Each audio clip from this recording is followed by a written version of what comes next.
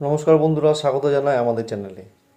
ভগবান শ্রীকৃষ্ণ বলেন, আমাদের মন অত্যন্ত চঞ্চল, একে আয়ত্তে আনা সত্যিই খুবই কঠিন, তবে অসম্ভব নয়।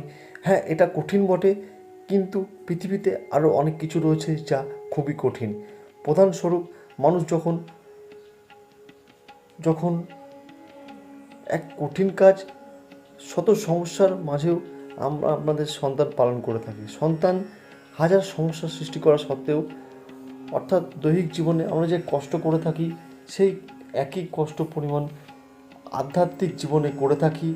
তবে আমরা সারা জীবনের জন্য মুক্তি পেয়ে যাব, এই জন্ম মৃত্যুর চক্র থেকে আমরা মুক্তি হয়ে যাব। কিন্তু কি করে? প্রচেষ্টা এবং ত্যাগের মাধ্যমে নিজের মনকে নিয়ন্ত্রণ করা সম্ভব। এর থেকেই আসে সফলতা।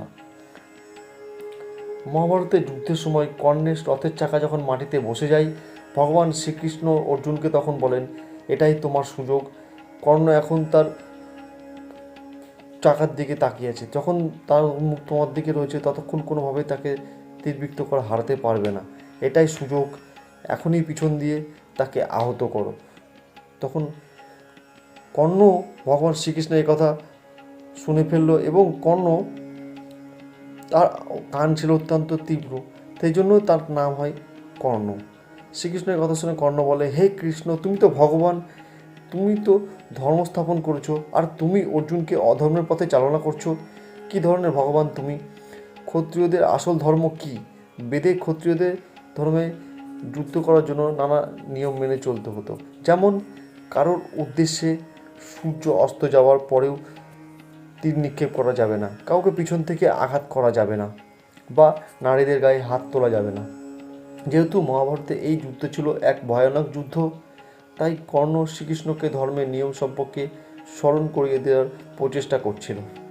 ভগবান শ্রীকৃষ্ণ কর্মের প্রশ্নের উত্তর দিয়ে বলেন, কর্ণ, তুমি ধর্ম ভালোবাসো, কিন্তু যখন পাণ্ডবদের কাছ থেকে তার সমস্ত সম্পত্তি কেড়ে নেওয়া হলো এবং তার বিনা কারণে অজ্ঞাতবাসে পাঠানো হলো, তখন তোমার ধর্ম কোথায় ছিল? যখন দ্রৌপদীকে সবার সামনে অসম্মান করা হলো, তখন তোমার ধর্ম কোথায় ছিল? যদি তুমি সত্যিই ধর্মকে ভালোবেসে থাকো, তাহলে তুমি এই অধার্মিক কৌরবদের নিয়ে কেন লড়াই করছো? ওহে কর্ণ, তুমি কোন ধর্ম পালন করছো?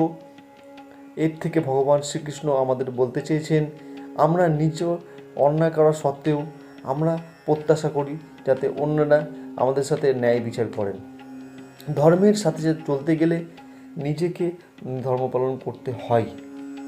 আজ এ পর্যন্ত বন্ধুরা। ভিডিওটি যদি ভালো লেগে থাকে, চ্যানেলটিকে সাবস্ক্রাইব করবেন, ভিডিওটিকে একটি লাইক করবেন, আর ভিডিওটি শেয়ার করতে ভুলবেন না। ধন্যবাদ বন্ধুরা।